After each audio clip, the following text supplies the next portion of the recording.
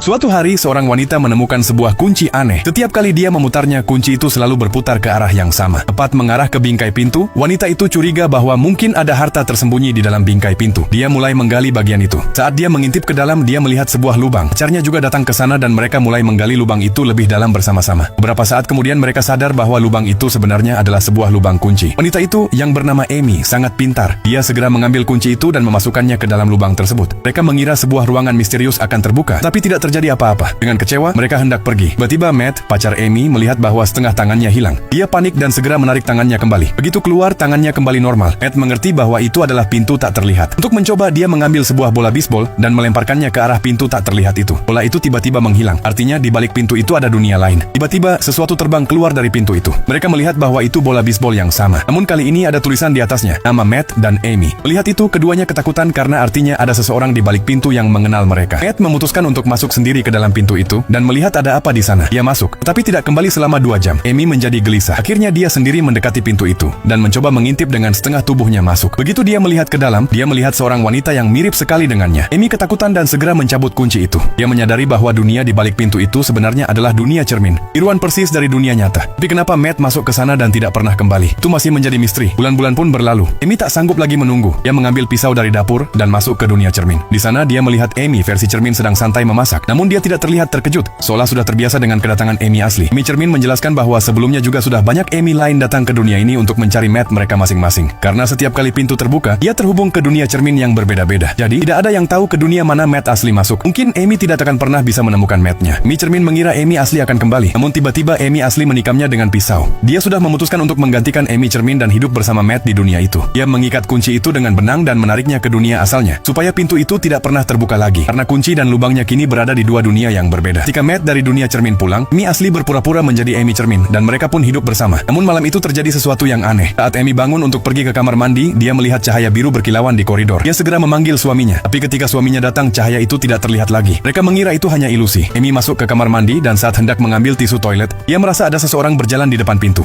Takutan, dia buru-buru kembali ke kamar. Namun begitu sampai di kamar, dia terkejut. Suaminya sudah terbunuh dan pelakunya bukan orang lain melainkan Matt yang lain. Amy segera berlari untuk kabur. Namun begitu sampai di pintu, seorang Amy lain masuk dari balik pintu itu. Tangannya memegang senjata. Tanpa berkata apa-apa, Amy itu langsung membunuh Amy asli. Ini, di dunia itu, ada satu lagi Matt dan satu lagi Amy yang mengambil alih tempat mereka.